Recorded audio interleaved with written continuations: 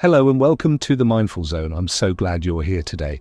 Together we're going to embark on a journey toward peace, clarity, and a life free from unnecessary worry.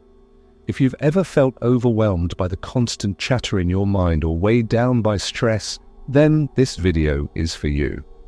In our fast-paced world, it's easy to get caught up in the whirlwind of responsibilities, expectations, and fears about the future. We worry about work, deadlines, relationships, finances, health, sometimes all at once. And while some level of concern can be helpful, chronic worrying often leads to exhaustion, anxiety, and even physical illness. It drains us emotionally and mentally, leaving little room for joy or relaxation. But what if there was another way? What if you could train your mind to let go of worries that don't serve you and instead cultivate a sense of calm and presence? That's exactly where Buddhism, meditation, and mindfulness come in. These ancient practices offer timeless wisdom that can transform how you navigate life's challenges, and they're surprisingly accessible, no matter who you are or where you're starting from. Over the next hour, we'll explore how these tools can help you stop worrying about everything and start living with greater ease. This isn't about ignoring problems or pretending everything is perfect. Instead, it's about learning to respond to life's ups and downs with clarity, compassion, and resilience. Whether you're completely new to these ideas or looking to deepen your understanding, this video will provide practical insights you can apply right away. We'll begin by examining why we worry so much and how our minds work when faced with uncertainty. Then we'll dive into the core teachings of Buddhism, such as impermanence and compassion, which form the foundation for lasting inner peace. From there, we'll explore meditation, not just what it is, but how to practice it in a way that feels natural and sustainable for you. We'll also unpack the concept of mindfulness and show you simple ways to bring it into your daily life. Along the way, we'll cover techniques for dealing with difficult emotions, building healthy habits, and sharing peace with those around you. This video is designed to feel like a safe space, a place where you can pause, breathe, and reconnect with yourself. So if you're comfortable, take a moment now to settle into wherever you are. Sit back, relax, and allow yourself to fully engage with this process. There's no pressure to get it right. Just being here, open and willing to learn, is enough. Before we move forward, I want to remind you that transformation doesn't happen overnight. It's a gradual process, one small step at a time. The fact that you're watching this video means you're already taking an important step toward creating positive change in your life. Be proud of that. Now let's dive in together. Let's explore how Buddhism, meditation, and mindfulness can help you release the weight of worry and embrace a more peaceful, fulfilling existence. Are you ready? Let's begin. Chapter 1. Why do we worry so much? Why do we worry so much? It's a question that has puzzled philosophers, scientists, and spiritual teachers for centuries. And yet, despite all our advances in knowledge and technology, worrying remains an almost universal human experience. Whether it's about money, relationships, health, or simply what tomorrow might bring, most of us spend at least part of our day lost in thoughts about things that haven't happened or may never happen. Let's take a moment to consider this. Have you ever noticed how often your mind drifts into what-if scenarios? What if I fail? What if something goes wrong? What if they don't like me? These questions can feel urgent, as though answering them will somehow protect us from harm. But here's the truth. They rarely lead to solutions. Instead, they pull us out of the present moment and trap us in cycles of fear and doubt. So why does this happen? To understand worrying, we need to look at how the human brain works. Evolutionarily speaking, our minds are wired to anticipate problems and prepare for threats. This survival mechanism helped our ancestors avoid predators and navigate dangerous environments. In many ways, it still serves us today. It's what motivates us to study for exams, save for retirement, or wear seatbelts when driving. But there's a downside. While this instinct was designed to keep us safe, modern life amplifies its effects. Unlike our ancestors, who faced immediate physical dangers like wild animals or harsh weather, we now live in a world filled with abstract, long-term concerns. Will I lose my job? Am I saving enough for the future? Is my relationship strong enough? These questions lack clear answers, which leaves our minds spinning endlessly, trying to find resolution where none exists. This constant mental activity takes a toll. Chronic worrying not only drains our energy, but also creates a sense of unease that permeates every aspect of our lives. Over time, it can manifest as anxiety, insomnia, irritability, or even physical symptoms like headaches, muscle tension, and digestive issues. It's no wonder that so many people describe feeling stuck or weighed down by their own thoughts. Now let's explore this further.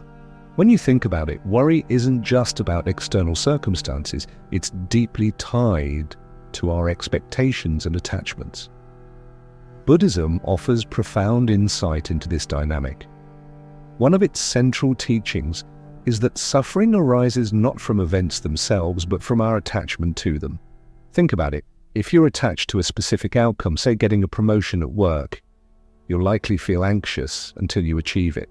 Even worse, if things don't go as planned, you'll experience disappointment or frustration. The same principle applies to relationships, goals, and even our self-image. We cling to ideas about how life should be, and when reality doesn't align with those expectations, we suffer. This clinging isn't limited to positive outcomes either. Sometimes we resist change because we're afraid of uncertainty. For example, staying in an unfulfilling job or tolerating toxic behavior in a relationship might stem from fear of the unknown. Either way, attachment and resistance both fuel unnecessary worry. Buddhism also teaches us that impermanence is a fundamental truth of existence. Everything changes, seasons shift, relationships evolve, emotions rise and fall. Yet despite knowing this intellectually, we often act as though permanence were possible. We want happiness to last forever and pain to disappear immediately. When these desires aren't met, we feel let down, frustrated, or hopeless. Here's the good news. Understanding impermanence can actually help us stop worrying. When we accept that nothing stays the same, including difficult situations, we realize that challenges are temporary. Just as storms pass and skies clear, moments of hardship give way to brighter days. This perspective doesn't mean ignoring problems or pretending everything is fine. Rather, it's about recognizing that life flows in waves, and each wave carries its own lessons and opportunities. Another key concept in Buddhism is compassion, not just for others, but for ourselves. How often do we criticize ourselves harshly when things don't go as planned? We call ourselves failures, dwell on mistakes, or replay embarrassing moments over and over in our minds. This inner dialogue adds fuel to the fire of worry, making it harder to break free.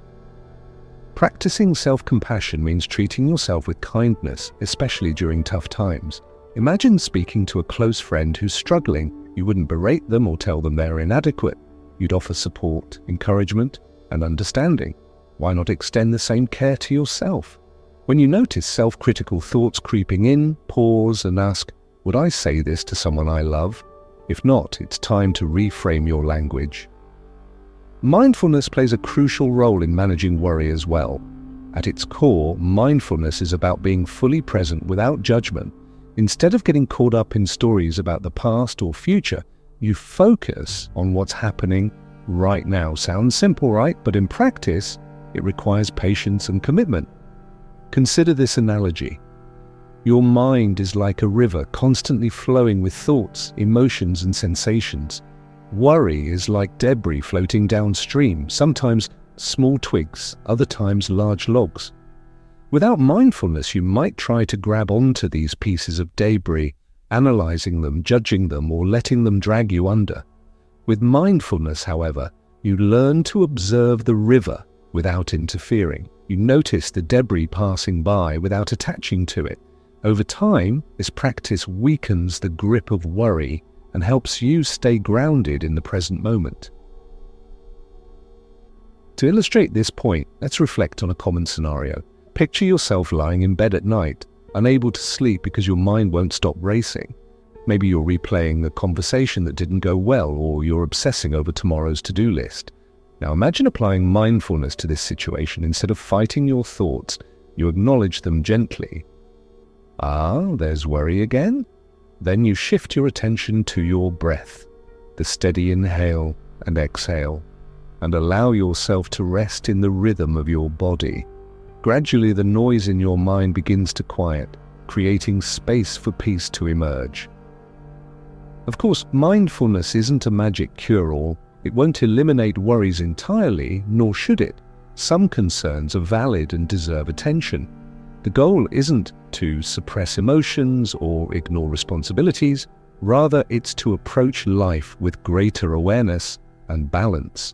By cultivating mindfulness, you develop the ability to discern between helpful thoughts and unproductive ones. You learn to respond thoughtfully instead of reacting impulsively. At this stage, you might be wondering, how does this apply to real life? Let's explore a few practical examples. Suppose you're worried about finances. Instead of spiraling into catastrophic thinking, what if I run out of money? What if I can't pay my bills? You could pause and ask yourself, what action can I take right now to improve my situation? Perhaps it's creating a budget, reaching out to a financial advisor, or simply reminding yourself of past challenges you've overcome. By focusing on concrete steps, you regain a sense of control and reduce anxiety. Similarly, if you're concerned about a strained relationship, mindfulness encourages you to examine the issue objectively. Are you projecting fears onto the other person? Could miscommunication be playing a role? Approaching conflicts with curiosity rather than defensiveness opens the door to resolution. Ultimately, understanding why we worry and learning tools to manage it is a lifelong journey. There will be days when you feel calm and centered, and others when old patterns resurface. That's okay. Growth happens in layers, not leaps. Each time you choose presence over panic, compassion over criticism, or acceptance over resistance, you strengthen your capacity for peace. As we wrap up this chapter, I invite you to reflect on your own relationship with worry. What triggers it most often? How does it affect your body, mind, and emotions? Take a deep breath and remind yourself, you are not alone in this struggle. Millions of people around the world grapple with similar challenges, and countless have found relief through practices rooted in Buddhism, meditation, and mindfulness. In the next chapter, we'll delve deeper into the basics of Buddhism and how its teachings can guide you toward lasting inner peace. Until then, remember, every step you take toward understanding your mind brings you closer to freedom. Chapter 2: The Basics of Buddhism. Now that we've explored why we worry so much and how our minds tend to cling to uncertainty, let's turn our attention to one of the most profound sources of wisdom for overcoming this struggle: Buddhism.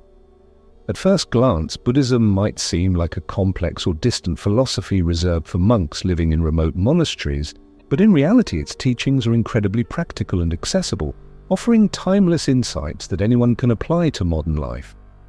To truly understand how Buddhism can help us stop worrying and live with greater peace, we need to break it down into its core principles. These teachings aren't just abstract ideas, they're tools designed to transform the way we think, feel, and interact with the world. Let's dive into 3 foundational concepts: impermanence, compassion, and mindfulness. Impermanence: nothing lasts forever. The first key teaching of Buddhism is impermanence, the idea that everything in life is constantly changing. This may sound simple, but when you really sit with it, it's both humbling and liberating. Think about your own experience. Have you ever noticed how emotions come and go? One moment you're happy, the next you're frustrated, and then calm again. Even physical sensations like hunger or pain don't last forever. Seasons change, relationships evolve, and circumstances shift. Life itself is a flow, not a fixed state. Yet, despite knowing this intellectually, we often resist impermanence. We want pleasant experiences to last indefinitely and unpleasant ones to disappear immediately. When things don't go according to plan, we suffer. For example, imagine losing a job you loved. Initially, you might feel devastated, as though this loss defines your entire future. But what if you could remind yourself that this situation too will pass? New opportunities will arise, and while the present moment may be challenging, it doesn't dictate the rest of your life. Buddhism invites us to embrace impermanence rather than fight against it. By doing so, we free ourselves from the illusion of control. When you accept that nothing stays the same, including difficulties, you begin to see challenges as temporary phases rather than permanent states. This perspective doesn't make problems vanish, but it reduces their emotional weight. It allows you to face adversity with resilience and grace, knowing that brighter days lie ahead. Practicing impermanence starts with awareness.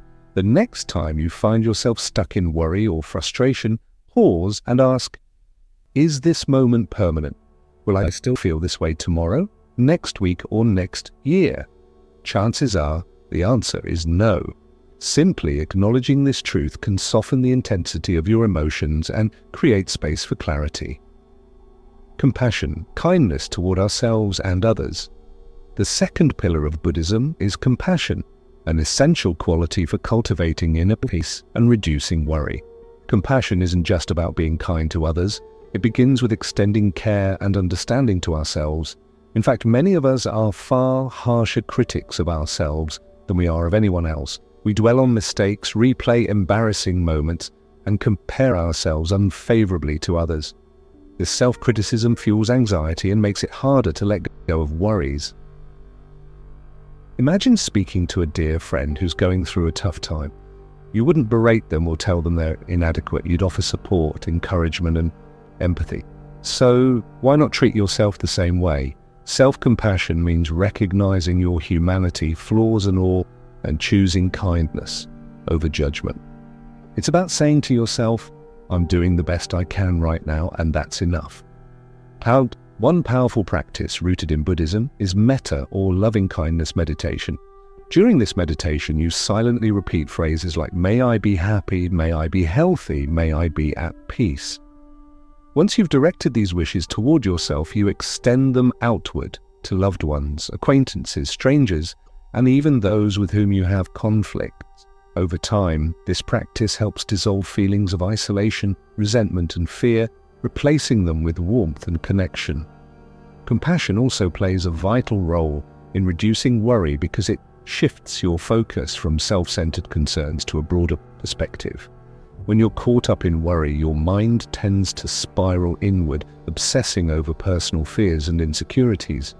Practicing compassion pulls you out of this narrow viewpoint and reminds you that everyone struggles. Suffering is a shared human experience, not something unique to you. Recognizing this commonality fosters a sense of belonging and reduces the pressure to get it right all the time. Mindfulness, being present without judgment. The third cornerstone of Buddhism is mindfulness, the art of being fully present without attachment or judgment. While we touched on this briefly in the previous chapter, it's worth exploring in greater depth because mindfulness is arguably the most transformative tool for managing worry. At its heart, mindfulness is about observing your thoughts, emotions, and sensations without getting swept away by them. Imagine sitting by a riverbank, watching leaves float downstream. Instead of jumping in and trying to catch every leaf, you simply observe them passing by.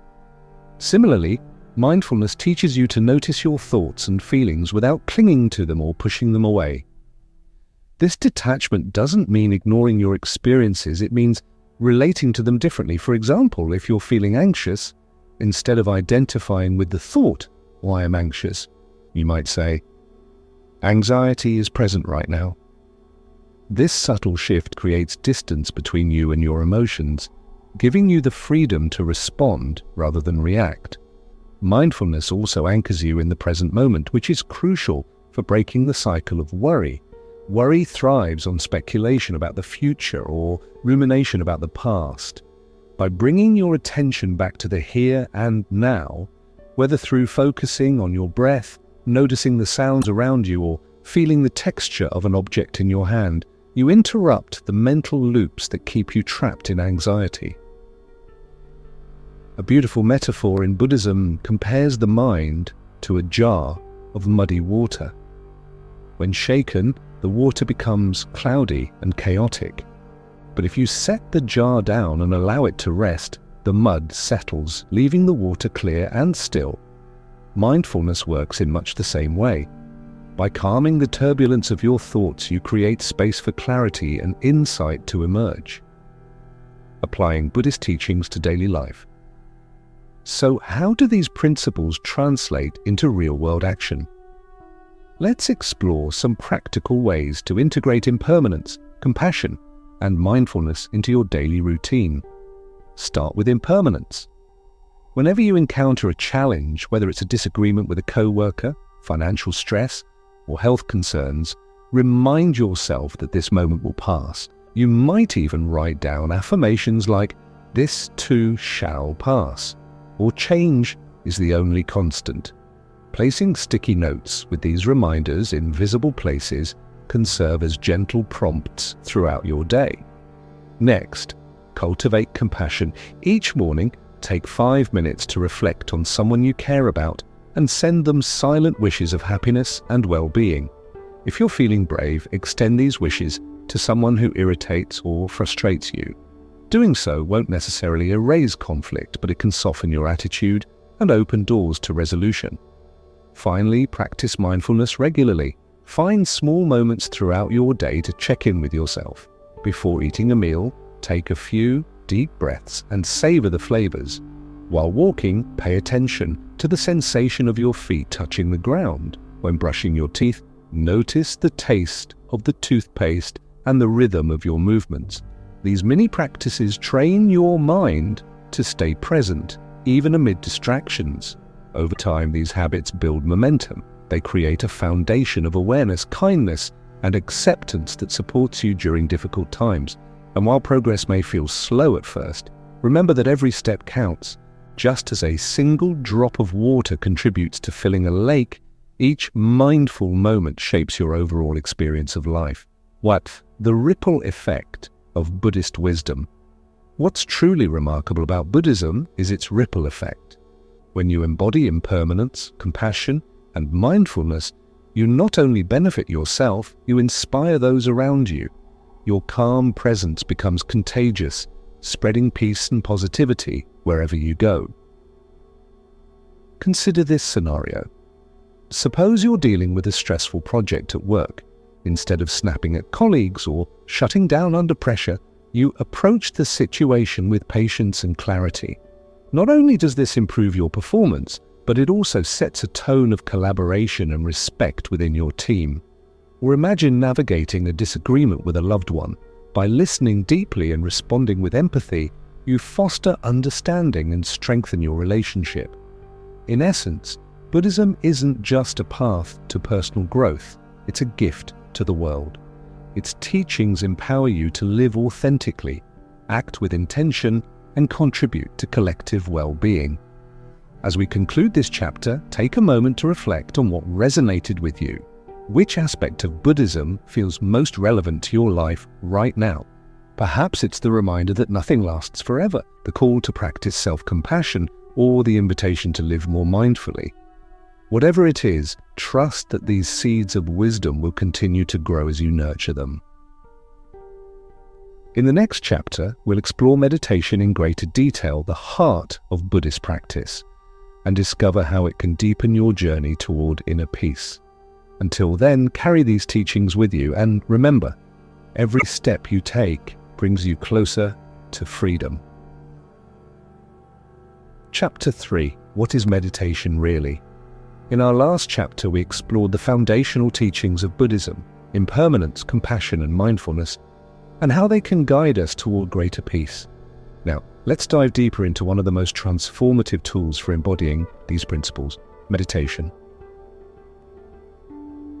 If you're new to meditation, it might feel intimidating or mysterious. You may have heard phrases like clear your mind or find enlightenment, which can sound overwhelming or even unattainable. But here's the truth. Meditation is much simpler than it seems.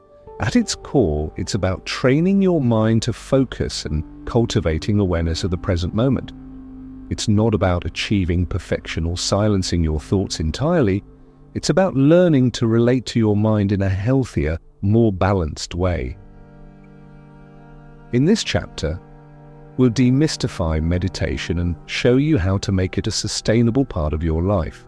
We'll cover what meditation really is, why it matters, and how to practice it effectively, even if you've never tried before. By the end, you'll have practical tools to begin your own meditation journey. Let's start by unpacking the basics, what meditation is and isn't. First, let's clarify what meditation actually is. Contrary to popular belief, meditation isn't about emptying your mind or forcing yourself into some mystical state of bliss. Your brain is designed to think. It's constantly generating thoughts, emotions, and sensations. Trying to stop this process would be like asking the ocean to stop making waves. Instead, meditation teaches you to observe these mental activities without getting swept away by them. Think of your mind as a busy highway with cars representing your thoughts. Normally, you're inside one of those cars, speeding along without noticing where you're headed. Meditation invites you to step onto the sidewalk, watching the traffic flow by without jumping back in. This shift in perspective allows you to see your thoughts more objectively, reducing their power to control your mood or behavior. Another misconception is that meditation requires hours of sitting still in silence. While longer sessions can deepen your practice, even a few minutes a day can yield significant benefits. Research shows that regular meditation improves focus, reduces stress, enhances emotional regulation, and promotes overall well-being. The key is consistency, not duration. Just as brushing your teeth twice a day protects your dental health, short daily meditations safeguard your mental clarity and resilience. Finally, meditation isn't reserved for spiritual gurus or people seeking enlightenment. While it has deep roots in traditions like Buddhism, it's also a secular practice embraced by scientists, athletes, executives, and everyday individuals looking to improve their quality of life.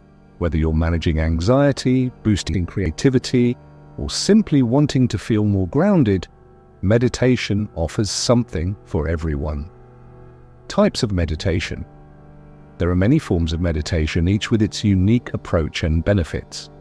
To help you find what resonates most, let's explore 3 common types: focused attention, open monitoring, and loving-kindness meditation, or focused attention meditation. This is perhaps the most widely practiced form of meditation. As the name suggests, it involves concentrating on a single point of focus, such as your breath, a mantra, or a visual object. For example, during breath-focused meditation, you pay attention to the sensation of air entering and leaving your nostrils. Whenever your mind wanders, which it inevitably will, you gently bring your attention back to your breath. Why does this work? Focused attention strengthens your ability to concentrate and builds mental discipline.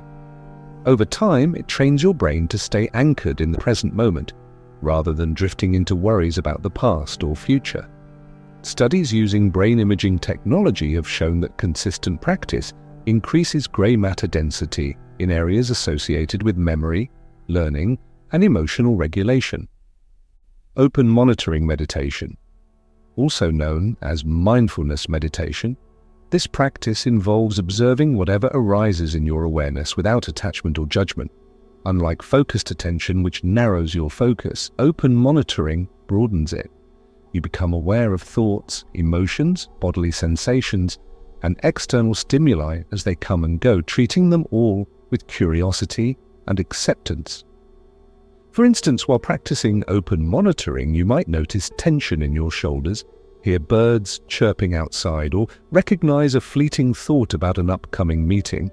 Rather than reacting to these experiences, you simply acknowledge them and let them pass. This non-judgmental observation helps you develop equanimity, a state of calm balance regardless of circumstances. Loving-kindness meditation, metta. As we touched on briefly in the previous chapter, loving-kindness meditation cultivates compassion and goodwill toward yourself and others. During this practice, you silently repeat phrases like, May I be happy, may I be healthy, may I live with ease. Once you've directed these wishes inward, you extend them outward to loved ones, acquaintances, strangers, and eventually even difficult people in your life. Metta meditation fosters connection and empathy, helping dissolve feelings of isolation and resentment. It's particularly effective for reducing anger, increasing self-esteem, and improving relationships. Many practitioners report feeling a profound sense of warmth and interconnectedness after engaging in this practice regularly. How to start meditating? Now that we've covered different types of meditation, let's talk about how to begin incorporating it into your daily routine. If you're just starting out, keep it simple. Here's a step-by-step guide to get you started. Choose a comfortable position. You don't need to sit cross-legged on the floor unless that feels natural to you. You can sit in a chair with your feet flat on the ground, lie down, or even stand. The key is to maintain an upright posture that supports alertness without causing discomfort. Set a timer. Decide how long you want to meditate. Beginners often start with 5 to 10 minutes per session. Use a timer so you're not distracted by checking the clock. Apps like Insight Timer or Calm offer guided meditations and customizable timers with gentle chimes. Focus on your breath. Close your eyes and bring your attention to your breathing. Notice the sensation of air moving in and out of your nostrils, the rise and fall of your chest, or the expansion and contraction of your abdomen. Don't try to change your breath, just observe it naturally. Acknowledge distractions. It's normal for your mind to wander. Thoughts, emotions, and physical sensations will arise. When you notice this happening, gently redirect your focus back to your breath. Avoid judging yourself for losing concentration. It's part of the process. End with gratitude. When your timer goes off, take a moment to express gratitude for taking the time to care for your mind, for the opportunity to grow, and for whatever insights arose during your practice. Then slowly transition back to your day. Overcoming common challenges. Like any new habit, meditation comes with its share of challenges. Here are a few common obstacles and tips for overcoming them. I can't stop thinking. This is probably the number one concern among beginners. Remember, meditation isn't about stopping your thoughts. It's about noticing them without attachment. Each time you catch your mind wandering and return to your breath, you're strengthening your mindfulness muscle. Progress happens in these small moments of awareness. I feel restless or bored. Restlessness and boredom are natural responses when you first slow down. Instead of resisting these feelings, lean into them. Ask yourself, where do I feel restlessness in my body? What does boredom feel like? By exploring these sensations with curiosity, you transform resistance into insight. I don't have time. We're all busy, but carving out even 5 minutes a day can make a difference. Consider integrating meditation into existing routines, such as right after waking up, during lunch breaks, or before bed. Treat it as a priority, not an afterthought. The science behind meditation. Modern science has validated what ancient practitioners knew intuitively. Meditation profoundly impacts both body and mind. Neuroscientific studies reveal that regular meditation increases activity in the prefrontal cortex, the part of the brain responsible for decision-making, empathy, and self-regulation, while decreasing activity in the amygdala, which governs fear and stress responses. Other research highlights its physiological benefits, including lowered blood pressure, improved immune function, and enhanced sleep quality. One landmark study found that participants who practiced mindfulness meditation for 8 weeks experienced measurable changes in brain structure, including increased grey matter density in regions linked to memory and emotional processing.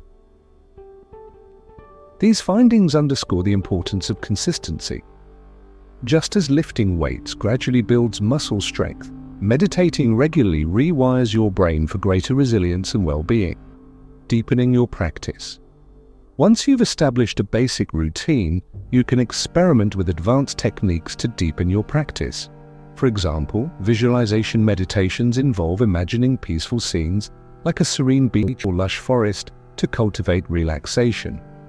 Body scan meditations guide your attention through different parts of your body, releasing tension and promoting healing. Walking meditations combine movement with mindfulness, allowing you to connect with nature while staying present. You might also explore group settings, such as joining a local meditation class or online community. Practicing with others creates accountability and amplifies collective energy, making it easier to stay committed. Closing reflections. As we wrap up this chapter, I encourage you to reflect on what excites or intrigues you about meditation. Perhaps it's the idea of finding calm amidst chaos, connecting more deeply with yourself, or simply taking a break from the relentless pace of modern life. Whatever draws you in, trust that every effort counts. Remember, meditation is a journey, not a destination. There's no right way to do it, only your way. Be patient with yourself, celebrate small victories, and embrace the ebb and flow of progress. In the next chapter, we'll delve into mindfulness, a practice closely related to meditation that can transform how you navigate daily life. Until then, take a deep breath, smile at your courage to begin, and know that peace is always within reach. Chapter 4. Understanding Mindfulness. In our previous chapters, we've explored why we worry so much, delved into the basics of Buddhism, and uncovered the transformative power of meditation. Now, let's turn our attention to mindfulness, a practice that complements meditation beautifully and offers practical tools for living more fully in the present moment. Mindfulness is often described as paying attention on purpose, but it's much more than that. It's about cultivating awareness of your thoughts, emotions, and surroundings without judgment. It invites you to step out of autopilot mode, the tendency to rush through life distracted, and instead engage deeply with the richness of each moment. In this chapter, we'll unpack what mindfulness truly means, how it benefits your mental and emotional well-being, and most importantly, how to integrate it into your daily life. Whether you're eating, working, or simply breathing, mindfulness can transform ordinary activities into opportunities for connection, joy, and peace. What is mindfulness? At its core, mindfulness is the practice of being fully present. It's about noticing what's happening right now, inside you and around you, without trying to change anything. So this might sound simple, but in practice, it requires intention and effort. Our minds are conditioned to wander, jumping from past regrets to future anxieties in an endless loop. Mindfulness breaks this cycle by anchoring you in the here and now. To illustrate this, consider a common experience: eating a meal. How often do you eat while scrolling through your phone, watching TV, or thinking about everything else you need to accomplish? You might finish your plate without even tasting the food. Now imagine slowing down. You take a bite, savoring the flavors, textures, and aromas. You notice the warmth of the dish, the colors on your plate, and the sensation of chewing. By doing so, you not only enjoy your meal more, but also create space for gratitude and relaxation. This principle applies to countless aspects of life. From brushing your teeth to having a conversation, mindfulness transforms routine actions into meaningful experiences. It reminds you that life isn't something that happens later. It's happening right now, in this very moment. Jon Kabat-Zinn, a pioneer in bringing mindfulness to Western audiences, defines it as the awareness that arises through paying attention on purpose in the present moment, non-judgmentally. Let's break this definition down. Paying attention on purpose. Mindfulness isn't passive, it's an active choice to focus your awareness. Instead of letting your mind drift aimlessly, you direct it toward whatever you're doing, in the present moment. Rather than dwelling on the past or worrying about the future, you stay grounded in what's currently unfolding. Non-judgmentally. You observe your experiences without labeling them as good or bad. For example, if you feel tension in your body during mindfulness, you don't criticize yourself. You simply acknowledge it and let it be. These elements work together to cultivate a state of presence that fosters clarity, calm, and compassion. Why mindfulness matters. So why should you bother practicing mindfulness? Beyond the immediate sense of peace it brings, research shows that mindfulness has wide-ranging benefits for both body and soul. Here are just a few examples. 1. Reduces stress and anxiety. One of the most well-documented effects of mindfulness is its ability to lower stress levels. When you focus on the present moment, you interrupt the cascade of stress hormones triggered by worrying about the future or ruminating on the past. Studies have shown that mindfulness-based interventions, such as mindfulness-based stress reduction, MBSR, significantly reduce symptoms of anxiety and depression. For instance, picture yourself stuck in traffic, feeling frustrated and impatient. Instead of tensing up and cursing under your breath, you could use mindfulness to notice your feelings without judgment. You might take a few deep breaths, feel the weight of your hands on the steering wheel, and remind yourself that this moment too will pass. This small shift in perspective can prevent stress from escalating into overwhelm. 2. Enhances emotional regulation. Mindfulness helps you respond thoughtfully rather than react impulsively. When you're mindful, you create a gap between stimulus and response, a space where you can choose how to act. For example, if someone says something hurtful, instead of snapping back defensively, you might pause, breathe, and assess whether their words warrant a reaction. This ability to regulate emotions is invaluable in personal relationships, workplaces, and high-pressure situations. 3. Improves focus and productivity. Our modern world is full of distractions, from social media notifications to endless to-do lists. Mindfulness trains your brain to concentrate better by strengthening neural pathways associated with attention. Over time, this leads to improved focus, creativity, and efficiency. Imagine tackling a project with undivided attention versus constantly switching tasks. Which approach do you think yields better results? 4. Fosters gratitude and joy. When you slow down and pay attention, you begin to notice the beauty in everyday moments. The way sunlight dances on leaves, the laughter of a child, or the comforting aroma of coffee brewing. All these seemingly small details become sources of delight. Practicing mindfulness opens your eyes to the abundance already present in your life, fostering a sense of gratitude and contentment. How to practice mindfulness daily. Now that we understand the value of mindfulness, let's explore how to weave it into your daily routine. The beauty of mindfulness lies in its simplicity. It doesn't require special equipment, extra time, or elaborate rituals. All it takes is a willingness to show up fully for whatever you're doing. Below are some practical ways to incorporate mindfulness into various aspects of your life. Mindful eating. Food is one of life's greatest pleasures, yet many of us consume meals mindlessly, barely registering what we're putting into our bodies. To practice mindful eating, start by eliminating distractions. Turn off screens, set aside your phone, and sit down at a table.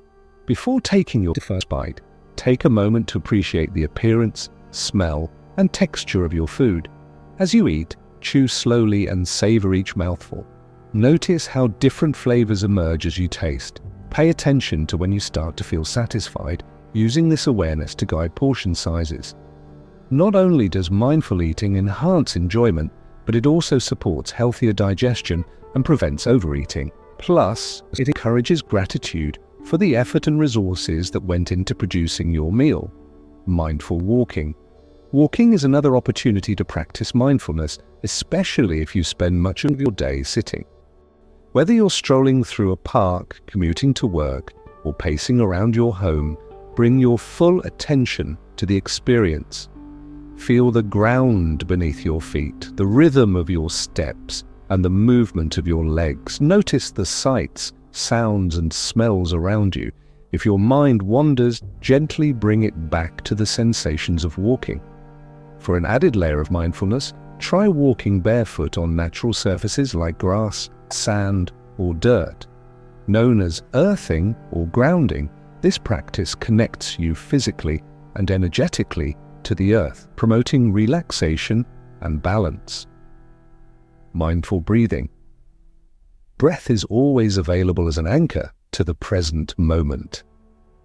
Anytime you feel scattered or overwhelmed, pause and tune into your breathing. Place one hand on your belly and the other on your chest. Inhale deeply through your nose, allowing your abdomen to expand. Exhale slowly through your mouth, feeling your body release tension. Repeat this process several times, focusing solely on the rise and fall of your breath. You can practice mindful breathing anywhere, at your desk, in line at the grocery store, or before bed. It's a quick and effective way to reset your nervous system and regain composure. Mindful listening. How often do you listen to others or even yourself without truly hearing? Mindful listening involves giving someone your undivided attention, free from interruptions or preconceived judgments. During conversations, resist the urge to plan your response while the other person is speaking. Instead, focus on their words, tone, and body language. Reflect back what you hear to ensure understanding. Similarly, practice listening to your own inner voice. When worries or doubts arise, don't dismiss them outright. Acknowledge them kindly, asking, "What am I really feeling? What do I need right now?" This compassionate dialogue builds self-awareness and trust. Mindful journaling. Writing can be a powerful tool for mindfulness. Set aside a few minutes each day to jot down your thoughts, feelings, and observations. Use prompts like, "What am I grateful for today? What challenges did I face and how did I handle them? What brought me joy?" Don't worry about grammar or structure. Just let your pen flow freely. Journaling helps you process emotions, clarify intentions, and track patterns over time. It also serves as a reminder of your progress, reinforcing positive habits. Overcoming resistance to mindfulness. Despite its benefits, mindfulness can sometimes feel challenging, particularly if you're accustomed to multitasking or rushing through life. Here are some tips for overcoming resistance. Start small. If dedicating 20 minutes to mindfulness feels daunting, begin with 1 minute. Gradually increase the duration as you build confidence and comfort. Consistency matters more than length. Be patient with yourself. It's normal to encounter frustration or restlessness when starting out. Remember, mindfulness is a skill that develops over time. Celebrate incremental improvements rather than striving for perfection. Use guided resources. Apps like Headspace, Calm, and Insight. Timer offer guided meditations and mindfulness exercises tailored to beginners. These resources provide structure and support, making it easier to stay committed. Find joy in the process. Approach mindfulness as an adventure rather than a chore. Experiment with different practices to discover what resonates most. Keep an open mind and embrace curiosity. Mindfulness in action, real-life examples. Let's look at how mindfulness might play out in real-world scenarios. Scenario 1. Managing conflict. Imagine arguing with a partner or colleague. Instead of reacting defensively, you pause and take a few mindful breaths. This brief moment of calm allows you to respond thoughtfully, addressing the issue constructively rather than escalating tension. Scenario 2. Coping with overwhelm. Suppose you're juggling multiple deadlines and feeling stressed. Rather than succumbing to panic, you step away for 5 minutes to practice mindful breathing or stretch your body. Returning to your tasks refreshed, you tackle them with renewed focus and energy. Scenario 3. Savoring nature. During a hike, you decide to leave your headphones behind and immerse yourself in the environment. You notice the rustle of leaves, the chirping of birds, and the cool breeze against your skin. This mindful appreciation deepens your connection to nature and leaves you feeling rejuvenated. Closing reflections. As we conclude this chapter, I invite you to reflect on one area of your life where mindfulness could make a difference. Perhaps it's during meals, conversations, or moments of transition between tasks. Whatever you choose, remember that mindfulness is a gift you give yourself, a chance to slow down, reconnect, and find peace in the midst of chaos. In the next chapter, we'll explore how to break free from overthinking, a habit that fuels worry and drains your energy. Until then, carry these insights with you and know that every mindful moment brings you closer to freedom. Chapter 5. Breaking Free from Overthinking. In our previous chapters, we've explored the roots of worry, the teachings of Buddhism, the transformative power of meditation, and the everyday practice of mindfulness. Now let's tackle one of the most pervasive and exhausting habits that fuels worry: overthinking. Overthinking is like a mental treadmill. It keeps you moving, but you never actually go anywhere. You replay conversations in your head, analyze every possible outcome of a decision, or obsess over things you can't control. While it may feel productive, like you're solving problems, it often leaves you feeling drained, anxious, and stuck. In this chapter, we'll dive deep into why overthinking happens, how it impacts your well-being, and most importantly, how to break free from its grip. By the end, you'll have practical tools to quiet your mind and reclaim your peace. Let's begin by understanding the mechanics of overthinking. Why do we overthink? To address overthinking, we first need to understand why it occurs. At its core, overthinking stems from a desire for certainty and control. Our minds crave answers, especially when faced with uncertainty. For example, if you're preparing for an important presentation, you might obsess over every detail. What if I forget my lines? What if the audience doesn't like me? These questions reflect a natural instinct to anticipate challenges and protect ourselves. However, overthinking takes this instinct too far. Instead of helping us prepare, it traps us in endless loops of what-if scenarios. We ruminate on past mistakes, imagining how things could have gone differently, or catastrophize about future events that haven't even happened yet. This mental chatter creates a false sense of productivity while robbing us of clarity and calm. Psychologists distinguish between two types of overthinking: rumination and worry. Rumination involves dwelling on negative emotions and experiences, often replaying painful memories or perceived failures. Worry, on the other hand, focuses on potential threats or outcomes, fueling anxiety about what might happen. Both forms of overthinking activate the brain's stress response, flooding your body with cortisol and leaving you feeling physically and emotionally exhausted. The impact of overthinking on your life. Overthinking doesn't just affect your mental health, it spills over into every aspect of your life. Here's how. 1. Emotional exhaustion. Constantly analyzing situations drains your emotional reserves. You may find yourself feeling irritable, overwhelmed, or unable to relax. Even pleasurable activities lose their appeal because your mind remains preoccupied. 2. Impaired decision-making. Ironically, overthinking hinders rather than helps decision-making. When you're caught in analysis paralysis, weighing every option endlessly, you delay taking action. This indecision can lead to missed opportunities and increased frustration. 3. Strained relationships.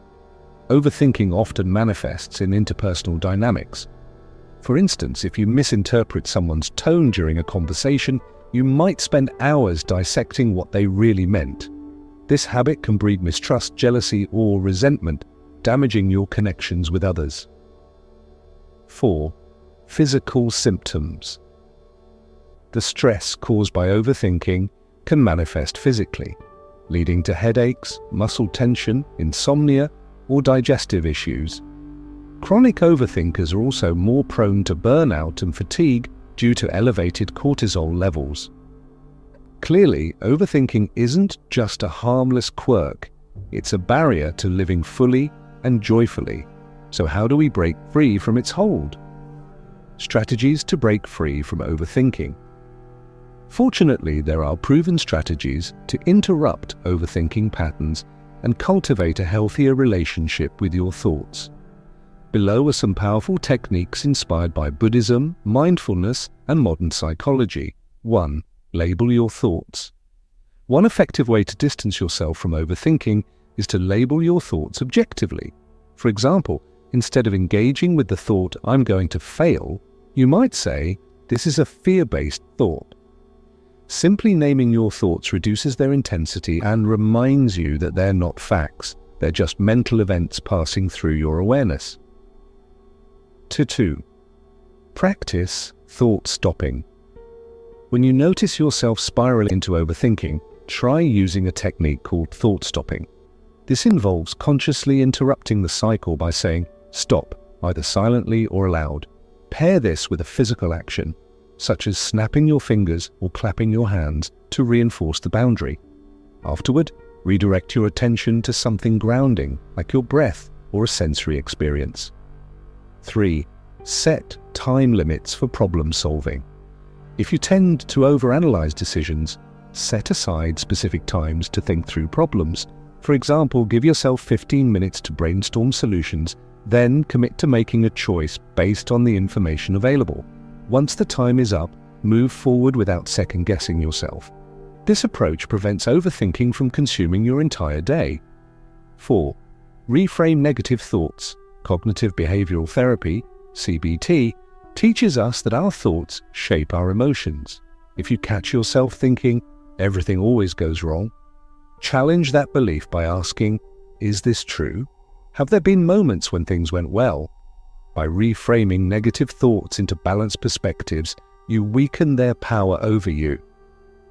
5. Engage in grounding activities. Grounding exercises help anchor you in the present moment, pulling you out of repetitive thought loops. Examples include the 5-4-3-2-1 technique. Identify 5 things you can see, 4 things you can touch, 3 things you can hear, 2 things you can smell, and 1 thing you can taste. Mindful breathing. Focus on your inhales and exhales, counting each breath up to 10. Physical movement.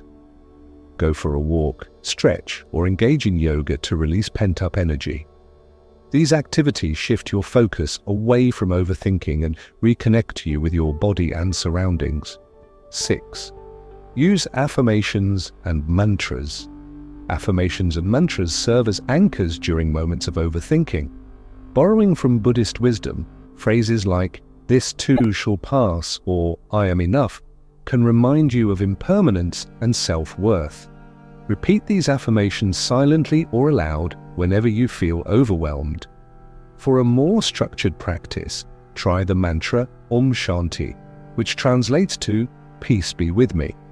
Chanting this phrase calms the nervous system and centers your mind. 7. Cultivate gratitude. Gratitude acts as an antidote to overthinking by shifting your focus from lack to abundance. Each evening, write down 3 things you're grateful for, no matter how small.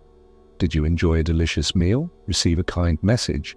Notice a beautiful sunset? Focusing on positives counterbalances the negativity bias that fuels overthinking. 8. Journal your thoughts. Writing provides a safe outlet for processing overwhelming thoughts. When you feel stuck in your head, grab a notebook and jot down everything that's bothering you. Don't censor yourself, just let the words flow. Often seeing your concerns written down diminishes their power. Afterward, ask yourself, which of these thoughts are within my control? Which ones can I let go of? This exercise helps you prioritize actionable steps and release what you cannot change. Real-life applications of anti-overthinking tools. Let's explore how these strategies might look in real-life situations. Scenario 1. Preparing for a job interview. You're scheduled for a job interview tomorrow and your mind is racing with what-ifs. To calm your nerves, you decide to label your thoughts. This is anxiety talking, not reality. Next, you set a timer for 10 minutes to review key points and rehearse responses. Once the time is up, you distract yourself with a grounding activity like taking a mindful walk outside. Scenario 2. Reflecting on a past mistake. After a disagreement with a friend, you replay the conversation repeatedly, wishing you'd said something differently. Instead of ruminating, you open your journal and write about the situation. As you articulate your feelings, you realize the disagreement wasn't entirely your fault. You resolve to apologize sincerely and trust that your friend values your relationship. Scenario 3. Feeling stuck in analysis paralysis. You're trying to choose between 2 career paths, but overthinking has left you paralyzed. To break the cycle, you list pros and cons for each option, then flip a coin. Surprisingly, the act of committing to a decision, even temporarily, brings relief. You remind yourself that no choice is permanent and that growth comes from taking risks. embracing imperfection and letting go. A crucial step in overcoming overthinking is embracing imperfection.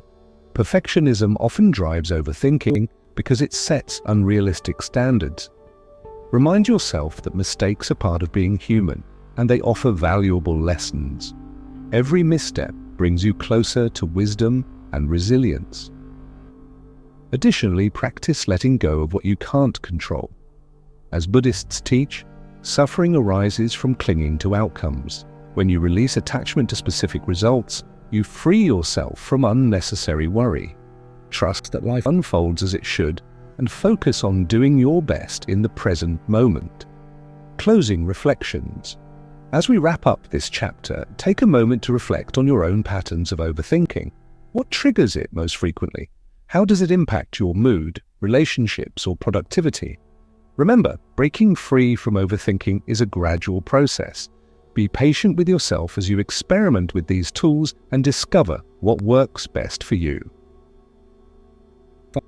In the next chapter, we'll explore the transformative power of gratitude, a practice that complements mindfulness and strengthens your ability to find joy in the present moment. Until then, carry these insights with you and know that every step you take toward clarity brings you closer to freedom. Chapter 6. Cultivating Gratitude.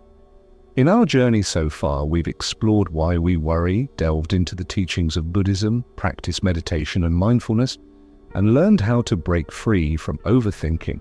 Now, let's turn our attention to one of the most powerful antidotes to stress and negativity: gratitude. Gratitude is more than just saying thank you. It's a mindset, a way of seeing the world through a lens of appreciation and abundance. Research shows that cultivating gratitude can significantly improve your mental health, strengthen relationships, and even boost physical well-being. But beyond its measurable benefits, gratitude transforms how you experience life. It shifts your focus from what's lacking to what's already present, opening your heart to joy, connection, and resilience.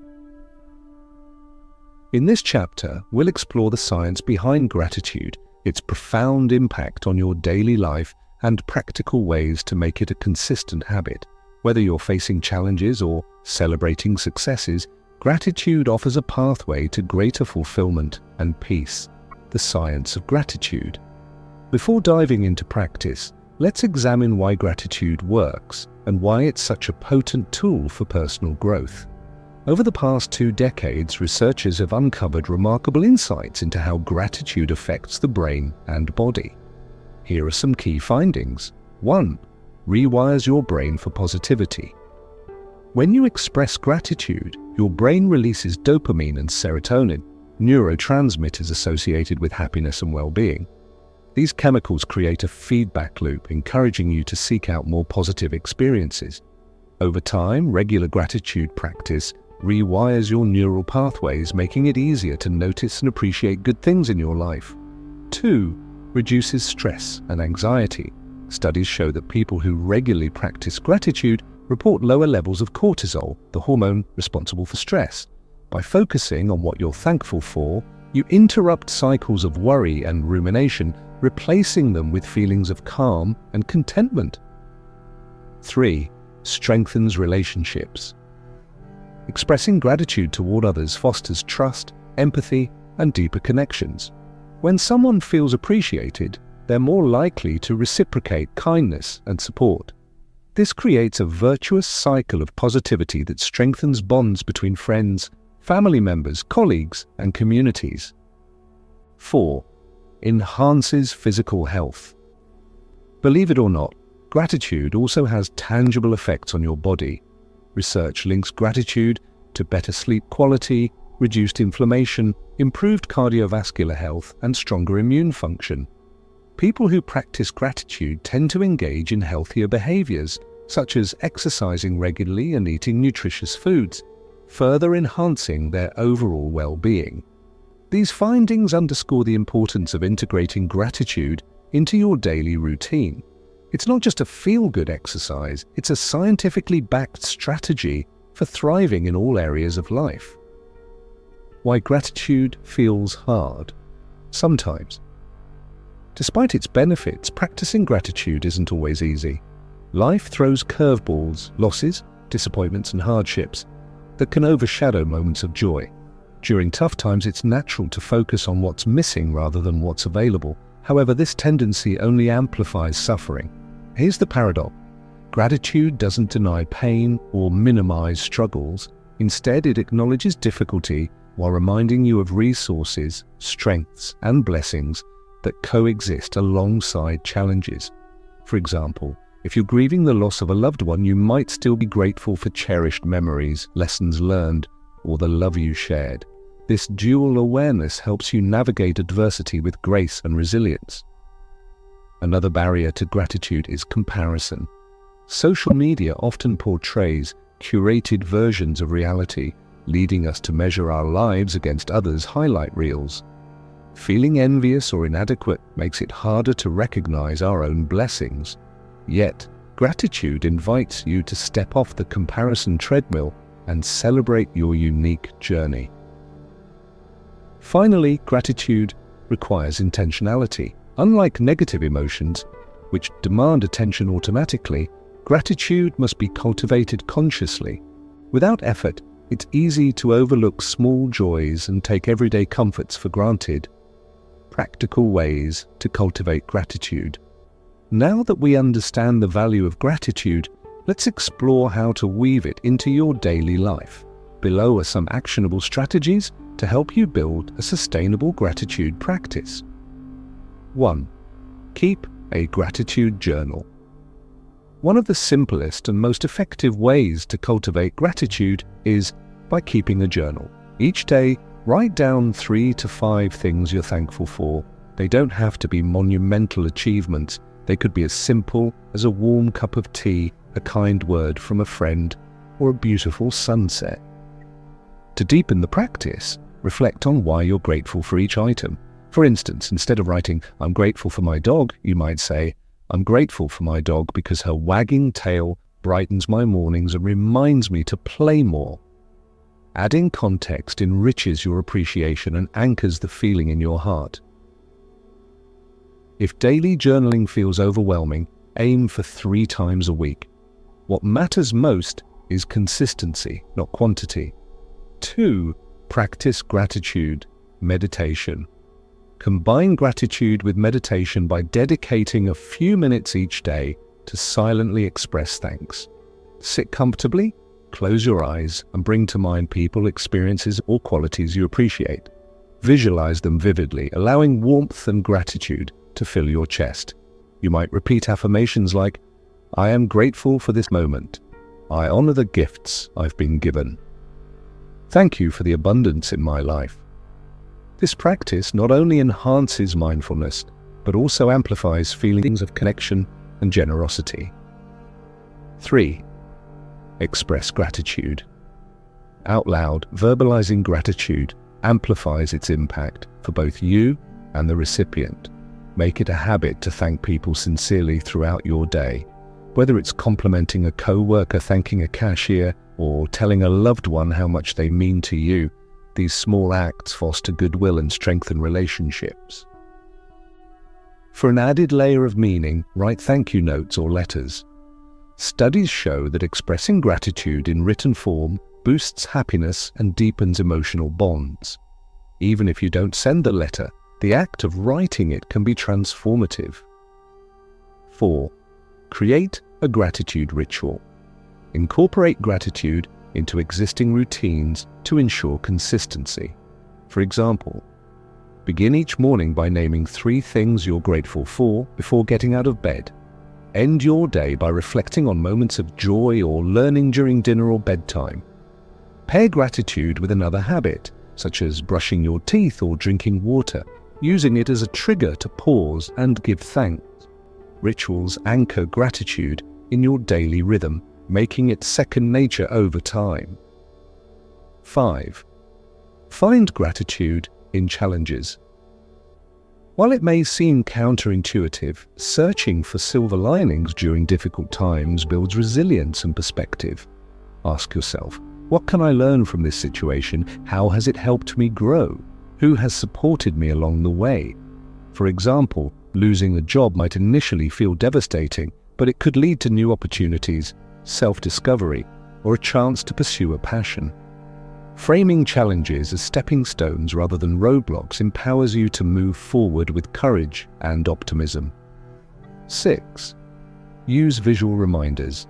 Our brains are wired to prioritize urgent tasks, often neglecting subtle joys. Combat this tendency by creating visual reminders of gratitude.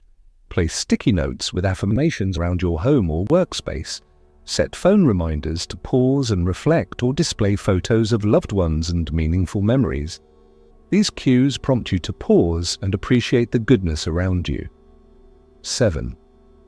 Engage in acts of kindness. Giving back reinforces gratitude by highlighting your capacity to make a difference. Volunteer your time, donate to a cause you care about, or perform random acts of kindness, like paying for someone's coffee or leaving a supportive note for a stranger. Helping others reminds you of your interconnectedness and sparks feelings of fulfillment. Real-life examples of gratitude in action. Let's explore how gratitude might manifest in different scenarios. Scenario 1. Facing financial struggles. You're worried about bills piling up and feel overwhelmed by scarcity. To shift your mindset, you list things you're still able to enjoy despite financial constraints: a roof over your head, access to clean water, and the support of friends. Recognizing these basics reduces anxiety and inspires creative solutions. Scenario 2. Navigating relationship tensions. After a disagreement with your partner, you feel hurt and disconnected. Instead of dwelling on resentment, you recall qualities you admire about them: their sense of humor, loyalty, or ability to listen. Sharing your appreciation reignites warmth and fosters reconciliation. Scenario 3. Recovering from illness. During a period of illness, it's tempting to focus solely on discomfort. Practicing gratitude helps you acknowledge progress, no matter how small: regaining strength, receiving medical care, or having loved ones nearby. These reflections fuel hope and patience during recovery. Overcoming resistance to gratitude. If gratitude feels forced or insincere at first, don't worry, it's normal. Like any skill, it takes practice to feel authentic. Here are some tips for overcoming resistance. Be honest about your feelings. It's okay to acknowledge pain or frustration while practicing gratitude. For example, you might say, "I'm struggling today, but I'm grateful for the quiet moment I had earlier." Honesty prevents gratitude from feeling dismissive or superficial. Start small. Focus on tiny, concrete details rather than abstract concepts. Instead of thinking, "I'm grateful for my health," zero in on specifics. "I'm grateful for my legs, which allow me to walk, dance, and explore the world." Celebrate effort, not perfection. Some days, finding gratitude will feel effortless. Other days, it will require grit. Celebrate the mere act of trying, knowing that every effort contributes to long-term growth. Closing reflections. As we conclude this chapter, I invite you to reflect on how gratitude could enhance your life. Perhaps it's noticing beauty in ordinary moments, appreciating the people who uplift you, or recognizing your own resilience. Whatever form it takes, gratitude has the power to transform your perspective and deepen your connection to the world. In the next chapter, we'll explore techniques for dealing with difficult emotions, tools that complement gratitude and mindfulness, helping you navigate life's ups and downs with greater ease. Until then, carry these insights with you, and remember, every expression of gratitude brings light to your path. Chapter 7. Dealing with difficult emotions. In our journey so far, we've explored the roots of worry, delved into Buddhism's timeless wisdom, practiced meditation and mindfulness, broken free from overthinking, and cultivated gratitude. Now let's turn our attention to one of life's most challenging yet universal experiences: dealing with difficult emotions. Difficult emotions such as anger, sadness, fear, or frustration are an inevitable part of being human. They arise in response to loss, conflict, uncertainty, or unmet expectations. While these feelings can feel overwhelming, they also carry valuable messages about what matters most to us. Learning to navigate them skillfully not only reduces suffering, but also deepens your self-awareness and resilience.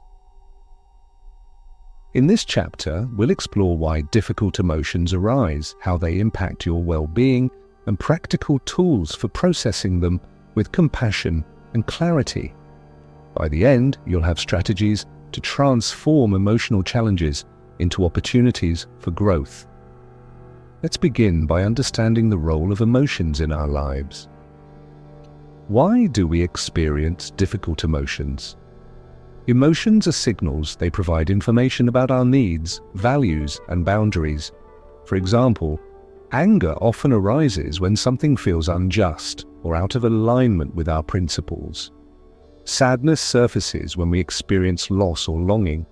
Fear alerts us to potential threats, while frustration highlights areas where we feel stuck or powerless. From an evolutionary perspective, emotions served as survival mechanisms. Anger fueled action during conflicts, fear prompted quick decision-making in dangerous situations, and sadness encouraged bonding and support-seeking within communities. While these responses were once vital for staying alive, modern life amplifies their intensity without always offering constructive outlets. Unfortunately, many of us are conditioned to suppress or avoid difficult emotions. Society often equates vulnerability with weakness, leading us to push away pain or mask it with distractions like work, entertainment, or substances. Yet ignoring emotions doesn't make them disappear. It simply buries them deeper, where they fester and resurface later in unhealthy ways. Instead of avoiding difficult emotions, what if we could learn to meet them with curiosity and kindness? This shift in perspective transforms emotions from enemies into allies, guiding us toward healing and wholeness. The impact of suppressing difficult emotions. Suppressing emotions takes a toll on both mental and physical health. Here's how unresolved feelings manifest over time. 1. Increased anxiety and depression. When emotions are ignored, they accumulate beneath the surface, creating a buildup of tension. Over time, this leads to chronic anxiety, irritability, or depressive episodes as the mind struggles to cope. 2. Strained relationships. Unprocessed emotions often spill over into interactions with others. For example, suppressed anger might explode unexpectedly, damaging trust and communication. Similarly, untreated sadness can lead to withdrawal, leaving loved ones feeling disconnected. 3. Physical symptoms. The mind-body connection is undeniable. Chronic stress caused by unresolved emotions manifests physically, resulting in headaches, fatigue, digestive issues, and weakened immune function. Studies show that prolonged emotional suppression increases the risk of cardiovascular disease and other illnesses. 4. Diminished self-awareness. Avoiding emotions dulls your ability to understand yourself and your needs. Without acknowledging your feelings, it becomes harder to set healthy boundaries, pursue meaningful goals, or advocate for your well-being. Recognizing these consequences underscores the importance of addressing difficult emotions head-on. Doing so not only alleviates immediate distress, but also fosters long-term resilience and authenticity. Tools for processing difficult emotions. Now that we understand the stakes, let's explore practical tools for working through difficult emotions. These techniques draw from Buddhist teachings, mindfulness practices, and modern psychology, offering a holistic approach to emotional regulation. 1.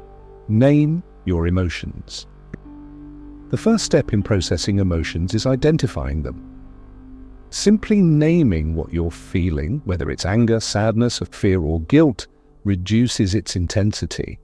Research shows that labeling emotions activates the prefrontal cortex, the part of the brain responsible for rational thinking, which helps calm the amygdala, the seat of emotional reactivity.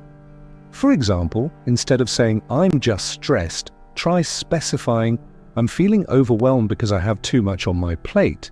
This precision provides clarity and opens the door to problem solving. 2. Practice RAIN.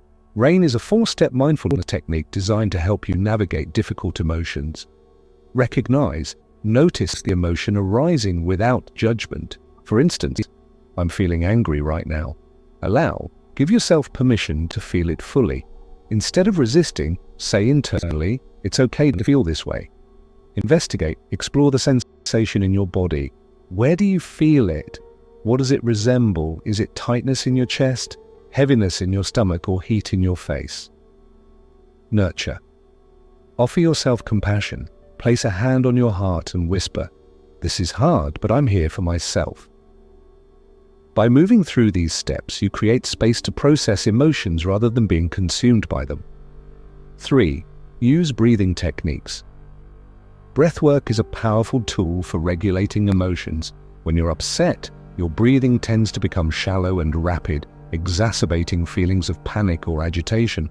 Consciously slowing and deepening your breath activates the parasympathetic nervous system, promoting relaxation. Try this simple exercise. Inhale deeply through your nose for a count of 4. Hold your breath for a count of 4. Exhale slowly through your mouth for a count of 6. Repeat several times, focusing on the rhythm of your breath. This practice calms your nervous system and creates a sense of grounding. 4. Journal your feelings. Writing allows you to externalize emotions, making them easier to examine objectively. Grab a notebook and jot down whatever comes to mind. Don't censor yourself. Just let the words flow freely. Afterward, review your entry and ask, what triggered this emotion? What need is it highlighting? How can I address it constructively? Journaling not only releases pent-up energy, but also reveals patterns in your emotional landscape, empowering you to anticipate and manage triggers more effectively. 5. Engage in movement. Physical activity is a natural outlet for releasing trapped emotions. Whether it's yoga, dancing, running, or even shaking your limbs vigorously, movement helps discharge tension stored in the body. Pay attention to how your body responds. Does stretching relieve tightness in your shoulders? Does walking clear mental fog? Mindful movement combines physical release with present moment awareness, enhancing its therapeutic benefits. 6. Seek support. You don't have to navigate difficult emotions alone. Reaching out to trusted friends, family members, or therapists provides validation and guidance. Talking through your feelings often brings fresh insights and reminds you that you're not isolated in your struggles. If professional counseling isn't accessible, consider joining online support groups or forums where people share similar experiences. Connection is a cornerstone of healing. 7. Reframe negative narratives. Often difficult emotions stem from distorted thoughts. Cognitive distortions like catastrophizing, "This will ruin everything," or black and white thinking, "If I fail, I'm worthless," amplifies suffering. Challenge these narratives by asking, is this thought true? What evidence supports or contradicts it? How would I advise a friend in this situation? Reframing negative beliefs fosters a balanced perspective, reducing emotional reactivity. Real-life applications of emotional regulation tools. Let's explore how these strategies might look in real-life scenarios. Scenario 1. Managing anger at work. After receiving critical feedback from your boss, you feel defensive and frustrated. To regain composure, you step outside for a few minutes and practice RAIN. Recognizing your anger, you allow it to exist without judgment. Investigating further, you notice tightness in your jaw and clenched fists. Offering yourself nurturing words, you acknowledge the difficulty of the moment. Returning to the office, you respond calmly, seeking clarification and expressing gratitude for the opportunity to improve. Scenario 2. Coping with grief. Following the loss of a loved one, waves of sadness wash over you unexpectedly. To honor your grief, you light a candle in their memory and write a letter sharing cherished memories. During moments of overwhelm, you use breathing techniques to steady yourself. Over time, you find comfort in small rituals that celebrate their legacy, fostering a sense of connection despite absence. Scenario 3. Navigating relationship conflict. During an argument with your partner, you feel misunderstood and hurt. Instead of lashing out, you pause and label your emotions. I'm feeling rejected and unheard. Taking a break to journal your thoughts, you identify underlying fears of abandonment. When you reconvene, you express your feelings vulnerably, inviting mutual understanding and repair, cultivating compassion for yourself and others. A key aspect of dealing with difficult emotions is cultivating compassion, not just for others, but for yourself. Self-compassion involves treating yourself with the same care and kindness you'd offer a dear friend. It acknowledges that everyone suffers and that imperfection is part of the human experience. When faced with challenging emotions, remind yourself, this is tough, but I'm doing my best. I deserve love and patience, especially during hard times. Feelings are temporary, they will pass.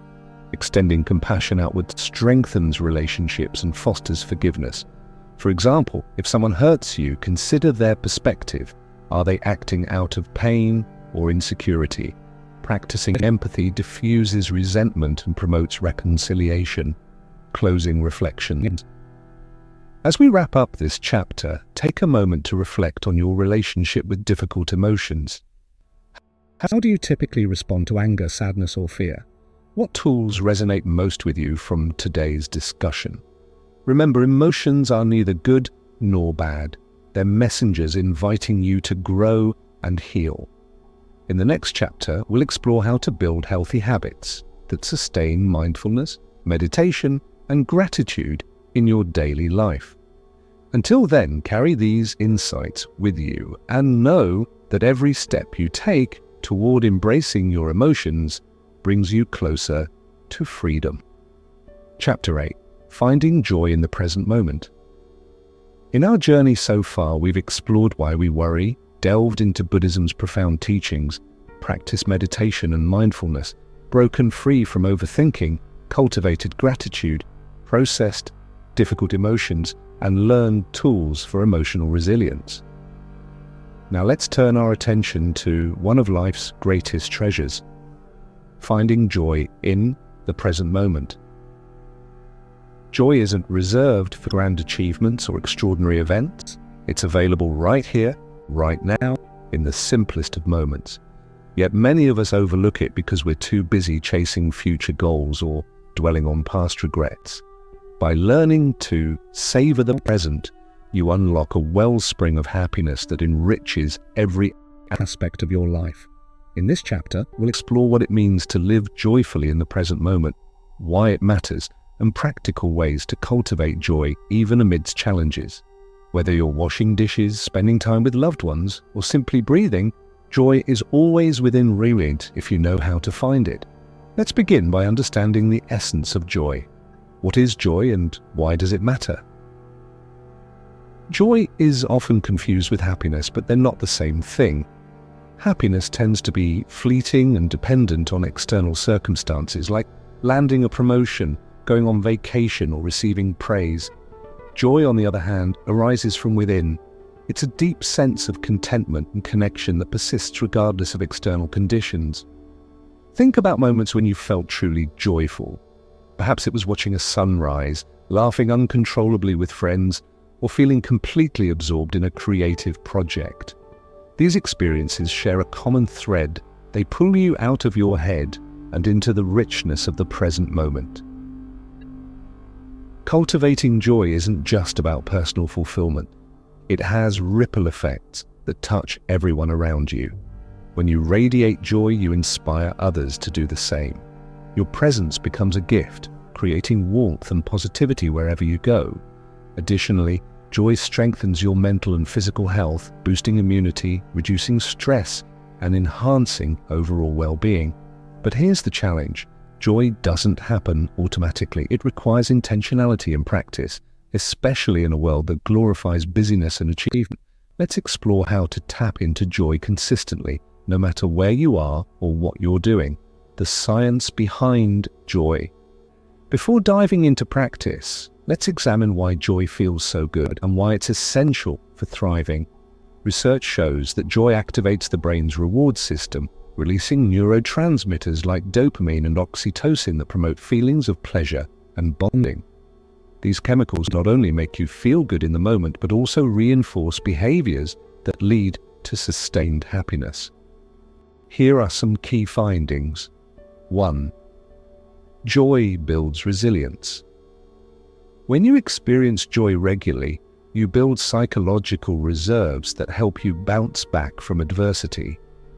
Studies show that people who prioritize joy are better equipped to handle stress and recover from setbacks. 2. Joy enhances relationships. Shared moments of joy strengthen social bonds, fostering trust, empathy, and cooperation. Laughing together, celebrating milestones, or simply enjoying each other's company creates memories that deepen connections. 3. Joy boosts creativity. A joyful mindset expands your perspective, making it easier to think outside the box and solve problems creatively. Whether you're brainstorming ideas at work or tackling a personal project, joy fuels innovation. 4. Joy improves physical health. The physiological benefits of joy include lower blood pressure, reduced inflammation, improved cardiovascular function, and stronger immune responses. People who experience frequent joy tend to live longer, healthier lives. These insights highlight the importance of prioritizing joy, not as an indulgence, but as a necessity for living fully. How to cultivate joy in everyday life. Now that we understand the value of joy, let's explore practical ways to weave it into your daily routine. Below are actionable strategies to help you discover and amplify joy in ordinary moments. 1. Practice savoring. Savoring involves fully immersing yourself in positive experiences, allowing them to linger instead of rushing past them. For example, if you're eating a piece of chocolate, notice its texture, aroma, and flavor. Let the sweetness fill your senses without distraction. To deepen this practice, reflect on 3 aspects: anticipation, look forward to enjoyable activities, building excitement beforehand; presence, stay fully engaged during the experience, avoiding multitasking; reminiscence, reflect fondly on happy memories afterward, reliving their warmth. 2. Engage in playfulness. Play is a powerful source of joy that adults often neglect. Rediscover the fun of childhood by engaging in playful activities, dancing spontaneously, drawing, playing board games, or exploring nature.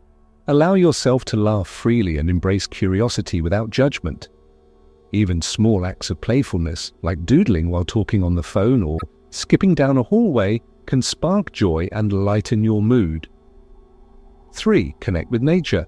Nature has a unique ability to evoke awe and wonder, 2 emotions closely linked to joy. Spend time outdoors, whether it's hiking in the woods, gardening, or simply sitting under a tree. Notice the intricate details of your surroundings, the rustling leaves, chirping birds, or shifting clouds. If outdoor access is limited, bring nature indoors by caring for houseplants, listening to nature sounds, or decorating with natural elements like stones, shells, or flowers. 4. Celebrate small wins. Joy doesn't require monumental achievements. It thrives on recognizing small victories. Did you complete a task you'd been procrastinating on? Treat yourself to a favorite snack. Did you have a meaningful conversation with someone? Acknowledge the impact it had on both of you. Keeping a joy journal can help you track these moments. Each evening, write down 3 things that brought you joy during the day, no matter how minor they seem. Over time, this habit trains your brain to seek out and appreciate positivity.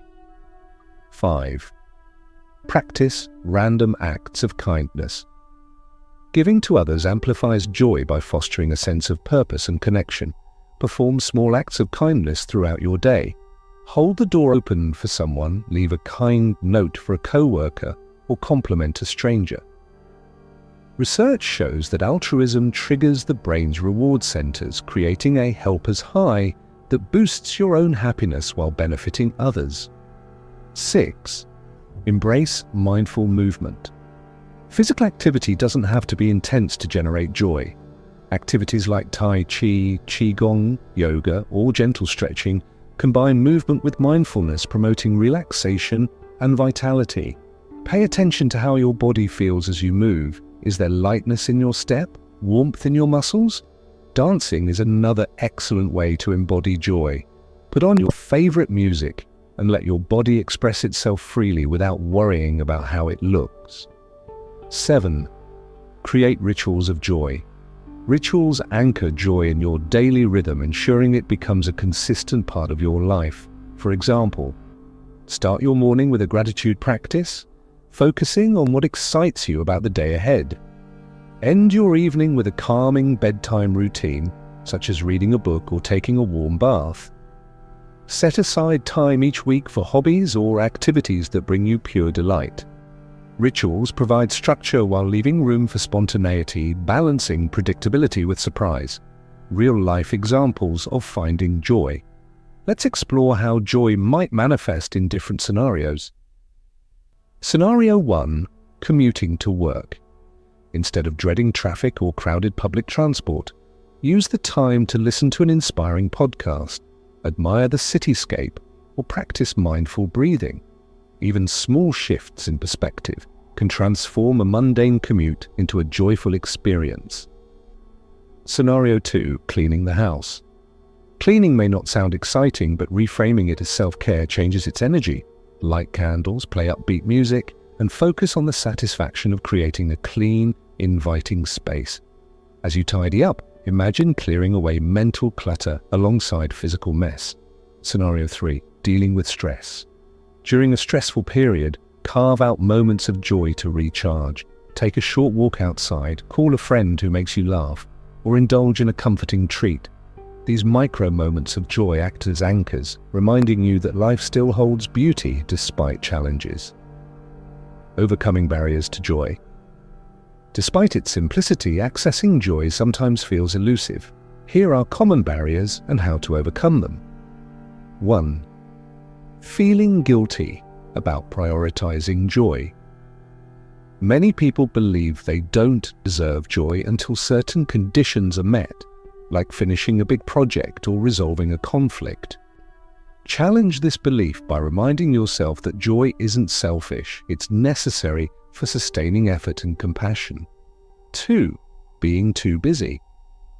Modern life often prioritizes productivity over presence, leaving little room for joy. Counteract this tendency by scheduling joy breaks into your day. Just 5 minutes of intentional enjoyment can reset your energy and outlook.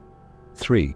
Comparing yourself to others. Social media often portrays curated versions of reality, leading us to compare our behind-the-scenes struggles to others' highlight reels. Focus on your unique journey, celebrating the joys that resonate with you personally. 4. Neglecting self-care. Joy flourishes when basic needs are met. Ensure you're getting enough sleep, nourishing your body with wholesome food, and staying hydrated.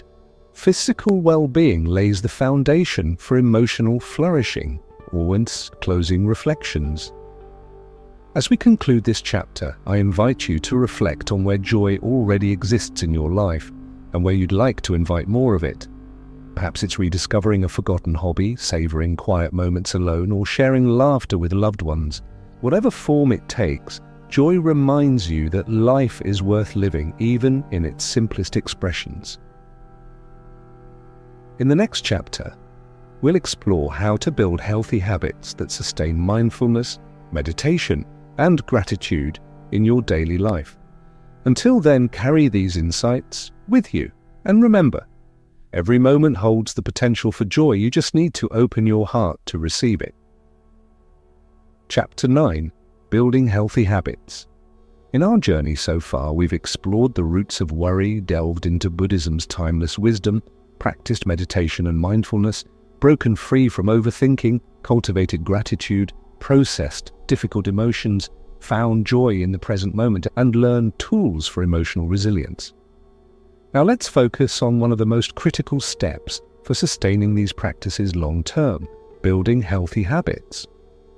Habits are the invisible architecture of our lives. They shape how we think, feel, and act, often without us realizing it.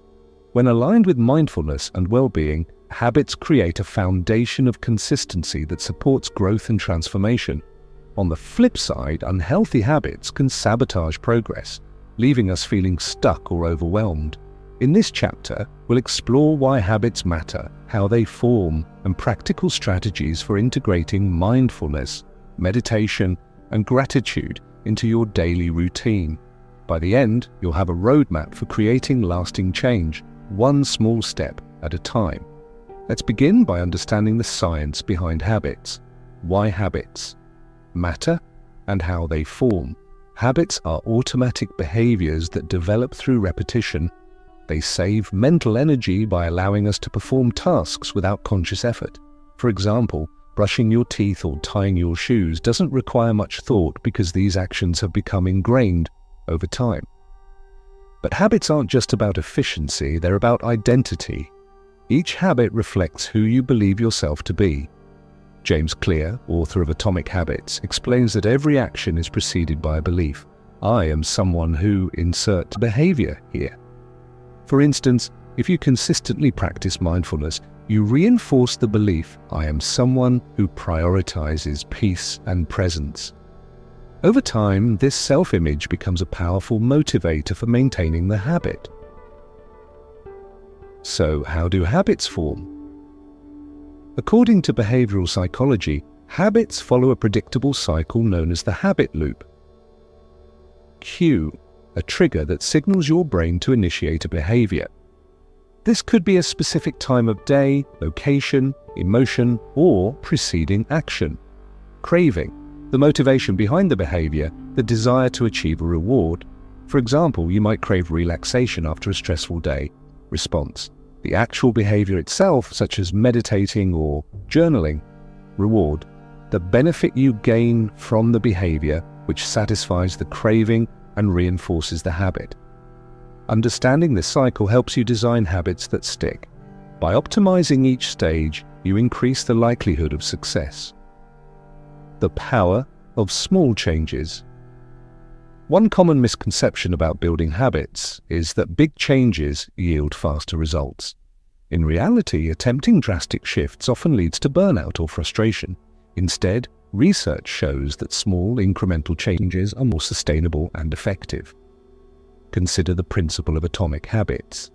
Tiny improvements compound over time, leading to remarkable transformations. For example, meditating for just 2 minutes a day might seem insignificant, but if you increase the duration gradually, adding a minute each week, you'll reach 20 minutes within months without feeling overwhelmed.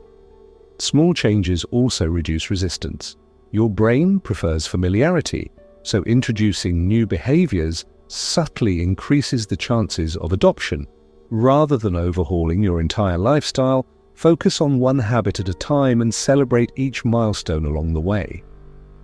Strategies for building mindfulness, meditation, and gratitude. Habits. Now that we understand the mechanics of habits, let's explore practical strategies for incorporating mindfulness, meditation, and gratitude into your daily life. These practices complement each other beautifully, creating a holistic framework for well-being. 1. Start with morning rituals. Mornings set the tone for the rest of your day.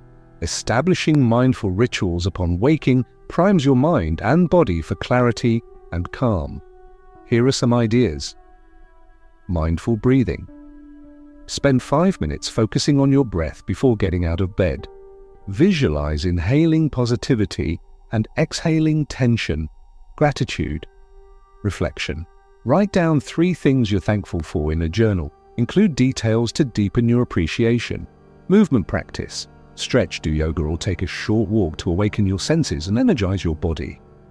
Pairing these activities with existing routines like drinking coffee or showering creates strong cues that prompt consistency. 2. Use environmental cues. Your surroundings play a crucial role in shaping behavior. Design your environment to support your goals. Place a meditation cushion in a visible spot to remind you to sit daily. Keep a gratitude journal and pen next to your bed or workspace. Set phone reminders or alarms labeled with affirmations like "time to pause and breathe" or "what am I grateful for today?" These visual and auditory triggers nudge you toward desired actions without requiring willpower. 3. Leverage habit stacking. Habit stacking involves attaching a new habit to an established one, making it easier to integrate seamlessly. For example, after brushing your teeth, spend 2 minutes practicing mindful breathing. During your lunch break, jot down one thing you're grateful for. Before bedtime, reflect on a joyful moment from the day. By linking new behaviors to existing ones, you build momentum and reduce decision fatigue. 4. Focus on triggers and rewards. Identify what prompts your current habits and experiment with replacing unhelpful behaviors with healthier alternatives. For instance, if stress triggers snacking, try substituting it with a brief meditation session or a few minutes of deep breathing. If boredom leads to scrolling social media, redirect that urge toward reading inspiring quotes or writing in your gratitude journal. Ensure the replacement behavior provides a satisfying reward. For example, the calmness you feel after meditating reinforces the habit, making it more likely to repeat. 5. Track your progress. Tracking keeps you accountable and motivated. Use tools like habit trackers, apps, or simple checklists to monitor your consistency. Seeing streaks of completed days boosts morale and strengthens commitment. For added accountability, share your goals with a friend or join a community of like-minded individuals. Celebrating collective wins amplifies motivation. 6. Embrace imperfection. No habit journey is linear. There will be days when life gets in the way and you miss a session or fall short of expectations. Instead of viewing setbacks as failures, see them as opportunities to practice self-compassion. Ask yourself, what can I learn from this? How can I adjust moving forward? Remember, progress, not perfection, is the goal. Every effort counts, no matter how small. Overcoming common obstacles. Building new habits isn't always easy. Below are common challenges and tips for navigating them. 1. Lack of time. Many people claim they don't have enough time for mindfulness or meditation. While it's true that modern life is busy, carving out even 5 minutes a day can make a difference.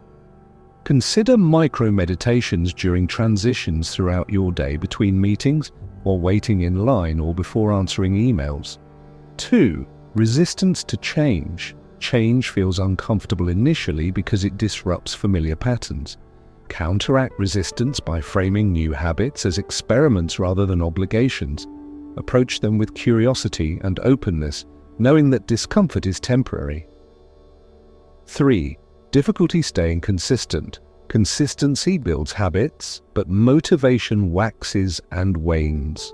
To stay on track, tie habits to non-negotiable parts of your day like meals or bedtime. Create a backup plan for busy days. For example, shorten your meditation or combine activities. For example, practicing gratitude while commuting. 4. Feeling discouraged. Progress may feel slow, especially in the early stages. Remind yourself that habits compound over time. Trust the process and focus on showing up, regardless of outcome. Real-life examples of habit formation. Let's explore how these strategies might look in real-life scenarios. Scenario 1. Establishing a meditation routine. You want to meditate daily but struggle to find time. To overcome this, you start small, committing to 3 minutes each morning immediately after waking up. You place your meditation app icon prominently on your phone's home screen and set a recurring alarm titled Peaceful Pause. Within weeks, the habit feels natural and you gradually extend the duration. Scenario 2. Cultivating gratitude daily. You've heard about the benefits of gratitude, but find it challenging to remember to write in your journal consistently. To make it stick, you pair it with an existing habit, brushing your teeth. Every night, as you stand in front of the mirror, you mentally list 3 things you're grateful for. Over time, this becomes second nature, and you start noticing subtle joys throughout your day that fuel your evening reflections. Scenario 3. Incorporating mindfulness into work. Your job is demanding and stress often builds up during the day. To combat this, you introduce mindfulness breaks into your schedule. Using a timer app, you set reminders to pause every 2 hours for 1 minute of mindful breathing. During these moments, you close your eyes, focus on your breath, and reset your energy. Co-workers notice your calm demeanor and ask how you stay so centered, inspiring them to adopt similar practices. Scenario 4. Creating a balanced evening routine. After a long day, you used to unwind by scrolling through social media or watching TV, which left you feeling restless and disconnected. To shift this pattern, you design a calming evening ritual, dimming the lights, lighting a candle, and spending 5 minutes practicing gratitude, followed by 10 minutes of meditation. This new routine helps you transition peacefully into sleep, leaving you refreshed and ready for the next day. The role of accountability and community. While individual effort drives habit formation, accountability and community play vital supporting roles. Sharing your journey with others not only boosts motivation but also creates opportunities for mutual encouragement and learning. Here's how to leverage these resources effectively. 1. Find an accountability partner. Partnering with someone who shares your goals provides structure and support. Whether it's a friend, family member, or colleague, check in regularly to discuss progress, challenges, and insights. Knowing someone else is counting on you increases commitment. For example, if you're both working on meditation, agree to text each other after completing sessions. A simple message like "Did my practice today?" reinforces consistency and fosters connection. 2. Join online or in-person groups. Communities dedicated to mindfulness, meditation, or personal growth offer invaluable inspiration and guidance. Platforms like Meetup, Facebook groups, or apps like Insight Timer host forums where members share experiences, tips, and encouragement. Attending virtual or local events such as group meditations or workshops deepens your engagement and expands your network. 3. Celebrate collective wins. When you achieve milestones like meditating for 30 consecutive days or filling a gratitude journal, celebrate with your community. Share your success story and acknowledge others' achievements. Positive reinforcement strengthens bonds and inspires continued effort. How healthy habits transform your life. Building healthy habits isn't just about ticking boxes, it's about creating a lifestyle that nurtures your mind, body, and spirit. Over time, these small actions compound, leading to profound changes. 1. Greater resilience. Consistent mindfulness and meditation build emotional resilience, helping you navigate challenges with greater ease. You develop a toolkit of techniques like deep breathing or reframing negative thoughts that empower you to respond thoughtfully rather than react impulsively. 2. Enhanced focus and productivity. Mindful habits sharpen your attention span and improve cognitive function. By training your brain to stay present, you eliminate distractions and accomplish tasks more efficiently. This heightened focus translates into better performance at work, school, or home. 3. Improved relationships. Practicing gratitude and compassion strengthens interpersonal connections. When you express appreciation regularly, others feel valued and understood. Similarly, approaching conflicts with mindfulness fosters empathy and resolution. 4. Lasting well-being. Healthy habits cultivate a baseline of contentment that persists regardless of external circumstances. Instead of relying on fleeting pleasures, you tap into an inner reservoir of peace and joy. This stability equips you to handle life's ups and downs with grace and optimism. Closing reflections. As we conclude this chapter, take a moment to reflect on the habits you'd like to nurture in your life. Perhaps it's starting each day with mindfulness, carving out time for meditation, or ending evenings with gratitude. Whatever you choose, trust that even the smallest actions, repeated consistently, can lead to transformative results. Remember, building habits is a journey, not a destination. There will be days when progress feels slow and others when breakthroughs surprise you. Be patient with yourself, celebrate every step forward, and embrace the process of growth.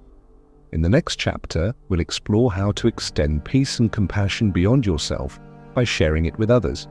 Until then, carry these insights with you and know that every habit you cultivate brings you closer to lasting well-being. Chapter 10: Sharing Peace with Others. In our journey so far, we've explored the roots of worry, delved into Buddhism's timeless wisdom, practiced meditation and mindfulness, broken free from overthinking, cultivated gratitude, processed difficult emotions, found joy in the present moment, built healthy habits, and learned tools for sustained well-being. Now, let's turn our attention outward to the transformative power of sharing peace, compassion, and kindness with others. While much of this series has focused on personal growth, true fulfillment arises when we extend the peace we cultivate within ourselves to those around us. By sharing mindfulness, compassion, and positivity, we create ripples of change that benefit not only individuals but entire communities.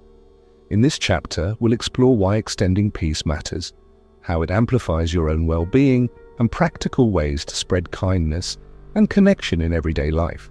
Whether you're interacting with family, friends, colleagues, or strangers, every act of generosity contributes to a more harmonious world. Let's begin by understanding the profound impact of giving. Why sharing peace matters. Sharing peace isn't just about altruism, it's about recognizing our interconnectedness. Every interaction you have shapes the collective energy of your environment. When you approach others with kindness, patience, and empathy, you inspire them to do the same, creating a ripple effect that extends far beyond the initial exchange. This principle is central to Buddhist teachings, particularly the concept of interbeing reminds us that no one exists in isolation. We are all threads in the same tapestry of existence. Your actions, no matter how small, influence the lives of countless others, whether directly or indirectly. Moreover, sharing peace benefits you as much as it does others. Studies show that acts of kindness release oxytocin, serotonin, and endorphins, the feel-good hormones, boosting your mood and reducing stress. Helping others also fosters a sense of purpose and belonging, reinforcing your connection to something larger than yourself. Ultimately, sharing peace transforms relationships, strengthens communities, and heals divisions. It reminds us that despite differences in background, beliefs, or experiences, we share a common humanity rooted in love and compassion. How sharing peace amplifies your own well-being. When you focus solely on personal growth, there's a risk of becoming self-centered or insular. While introspection is essential, true happiness blossoms when you channel your inner work outward. Here's how sharing peace enhances your well-being. 1. Deepens emotional resilience. Helping others shifts your perspective, reminding you of your capacity to make a difference. This awareness builds confidence and resilience, enabling you to face challenges with greater courage. 2. Strengthens relationships. Acts of kindness foster trust, empathy, and reciprocity in relationships. When you show up fully for others, whether through listening, supporting, or simply being present, you deepen bonds and create lasting memories. 3. Reduces loneliness and isolation. In a world increasingly dominated by digital interactions, meaningful connections are more important than ever. Sharing peace invites authentic engagement, bridging gaps and fostering a sense of unity. 4. Cultivates gratitude and humility. Serving others highlights the abundance in your own life, sparking gratitude for what you have. At the same time, it humbles you, reminding you that everyone struggles and deserves compassion. 5. Inspires collective growth. Your actions serve as models for others, encouraging them to adopt similar behaviors. For example, if you express gratitude openly, others may feel inspired to do the same, creating a culture of appreciation. Practical ways to share peace with others. Now that we understand the value of sharing peace, let's explore practical ways to integrate kindness and compassion into your daily life. These ideas range from small gestures to larger commitments, ensuring accessibility for everyone. 1. Practice active listening. One of the simplest yet most powerful ways to share peace is by truly listening to others. Instead of planning your response while they speak, give them your full attention. Make eye contact, nod occasionally, and reflect back what you hear to ensure understanding. This validates their feelings and creates a safe space for vulnerability. For example, if a friend shares a challenge, resist the urge to offer solutions immediately. Simply acknowledge their pain. That sounds really tough. I'm here for you. Sometimes presence speaks louder than words. 2. Perform random acts of kindness. Kindness doesn't require grand gestures. It thrives on simplicity. Here are some easy ways to brighten someone's day. Hold the door open for a stranger. Leave uplifting notes in public spaces. Pay for the coffee of the person behind you in line. Compliment someone genuinely, focusing on qualities like kindness or creativity. These small acts cost little but yield immense rewards for both giver and receiver. 3. Volunteer your time and skills. Volunteering connects you with causes that align with your values, allowing you to contribute meaningfully to society. Whether it's mentoring youth, cleaning up parks, or serving meals at shelters, volunteering fosters a sense of purpose and community. If time is limited, consider virtual volunteering opportunities such as tutoring online, translating documents, or designing graphics for non-profits. Every contribution counts. 4.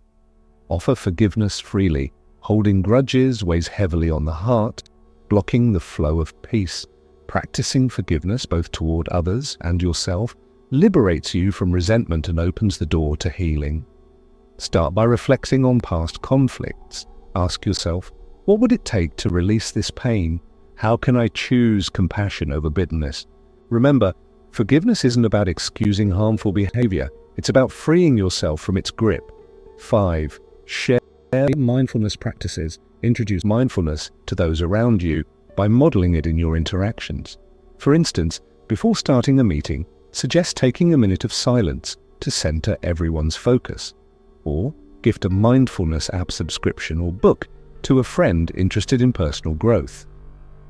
You can also host informal gatherings to practice meditation or gratitude together. Shared experiences amplify the benefits, creating a supportive network for continued learning.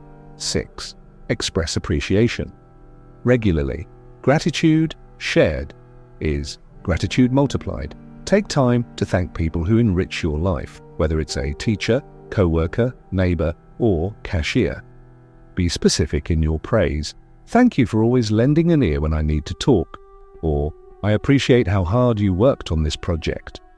Handwritten thank you notes carry extra weight as they demonstrate effort and thoughtfulness. Even a quick text message can brighten someone's day. 7. Advocate for compassionate systems. Beyond individual actions, consider advocating for policies and initiatives that promote peace and equity. Support organizations addressing systemic issues like poverty, inequality, or climate change. Engage in conversations that challenge prejudice and encourage inclusivity. Your voice matters. By standing up for justice and fairness, you contribute to a world where peace becomes accessible to all. Real-life examples of sharing peace. Let's explore how these practices might look in real-life scenarios. Scenario 1. Strengthening family bonds. During a family dinner, tensions arise as differing opinions clash. Instead of escalating the conflict, you pause and breathe deeply, choosing to listen without judgment. Afterward, you express gratitude for everyone's willingness to engage honestly, setting a tone of mutual respect. Over time, this approach fosters healthier communication and deeper understanding. Scenario 2. Supporting a colleague. A co-worker seems unusually quiet during a team meeting. Later, you privately check in, asking if everything is okay. They confide in you about recent struggles, and you offer a listening ear without trying to fix anything. This simple act of presence strengthens your professional relationship and reminds them they're valued. Scenario 3. Volunteering in the community. On weekends, you volunteer at a local food bank, packing groceries for families in need. The experience fills you with gratitude for your own resources while connecting you with fellow volunteers dedicated to service. Together, you create a sense of camaraderie and shared purpose. Scenario 4. Spreading positivity online. Instead of engaging in divisive debates on social media, you use your platform to uplift others. You post inspiring quotes, celebrate achievements, and respond to negativity with constructive comments. Over time, your feed becomes a source of encouragement for friends and followers alike. Overcoming barriers to sharing peace. While sharing peace feels rewarding, obstacles can arise along the way. Below are common challenges and strategies for overcoming them. 1. Feeling overwhelmed. It's easy to become paralyzed by the sheer scale of suffering in the world. Counteract this by focusing on what you can do rather than what you can't. Start small, help one person, support one cause, and trust that your efforts will inspire others to join you. 2. Facing resistance. Not everyone will respond positively to your attempts to share peace. Some may misunderstand your intentions or reject your outreach. Instead of taking it personally, remind yourself that you're planting seeds, not forcing growth. Trust that your actions will bear fruit in time. 3. Dealing with burnout. Giving too much of yourself can lead to exhaustion. Prevent burnout by setting boundaries and prioritizing self-care. Remember, sustainable generosity stems from a place of abundance, not depletion. 4. Navigating differences. Sharing peace requires navigating diverse perspectives and backgrounds. Approach disagreements with curiosity rather than defensiveness. Seek common ground and honor each person's unique journey. The ripple effect of compassion. Every act of kindness creates a ripple effect, influencing countless lives in ways you may never witness. Consider this analogy. Imagine tossing a pebble into a still pond. The initial splash might seem insignificant, but the waves radiate outward, touching shores far beyond the point of impact. Similarly, your actions, even the smallest ones, have the potential to transform the world. By sharing peace, you become part of a global movement toward harmony and understanding. Each smile, each word of encouragement, each gesture of support adds to the collective momentum, proving that love and compassion are forces capable of transcending fear and division. Closing reflections.